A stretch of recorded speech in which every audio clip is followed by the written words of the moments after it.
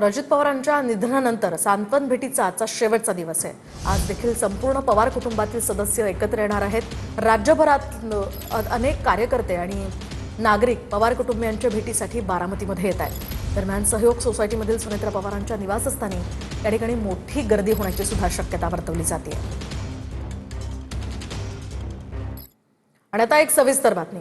अजितदादांच्या निधनानंतर शरद पवार आणि दादांच्या कुटुंबांच्या भेटीगाठी वाढल्यात। 4 फेब्रुवारीला पवार कुटुंबाच्या 3 बैठका झाल्यात। भेटीगाठींमागे 2 एप्रिलचं नेमकं कनेक्शन काय आहे असा सवाल आता या निमित्तानं उपस्थित केला जातोय। पाहूया।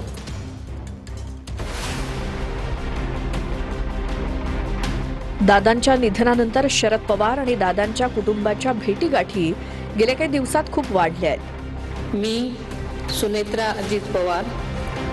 पवार कुटुंब एकच आहे, पण दादा गेल्यानंतर सुनेत्रा पवारांच्या उपमुख्यमंत्री पदाच्या शपथेवरनं कुटुंबात पुन्हा फूट पडली की काय असा प्रश्न पडावा अशा घटना घडल्या आहेत। सुनेत्रा पवारांच्या शपथविधीला शरद पवार, सुप्रिया सुळे, रोहित पवार कोणीच उपस्थित नव्हतं।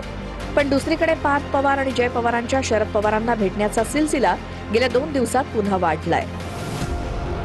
तारीख 4 फेब्रुवारी सकाळी विद्या प्रतिष्ठान इथे शरद पवार, पार्थ पवार आणि जय पवारांमध्ये बैठक। तारीख 4 फेब्रुवारी सायंकाळी सहयोग सोसायटीत पवार कुटुंबाची बैठक। तारीख 5 फेब्रुवारी सकाळी विद्या प्रतिष्ठान इथे शरद पवार, पार्थ पवार आणि जय पवार यांच्यामध्ये बैठक। दादांच्या कुटुंबाच्या आणि पवार कुटुंबियांच्या भेटीमागे पक्षाचं विलीनीकरण आणि स्मारक याच गोष्टी असल्याचं बोललं जात आहे। शरद पवारांची राज्यसभेची टर्म 2 एप्रिलला संपणार आहे, त्यामुळे यावेळी काय निर्णय होणार याचं देखील कनेक्शन या भेटीगाठींशी जोडलं जात आहे। 2 एप्रिलला काय होणार? 2 एप्रिलला राज्यातल्या 7 खासदारांची राज्यसभेची टर्म संपतेय। हे खासदार आहेत शरद पवार, फौजिया खान, भाजपचे भागवत कराड, धैर्यशील पाटील, काँग्रेसच्या रजनी पाटील, शिवसेना ठाकरे गटाच्या प्रियंका चतुर्वेदी आणि आरपीआयचे रामदास आठवले।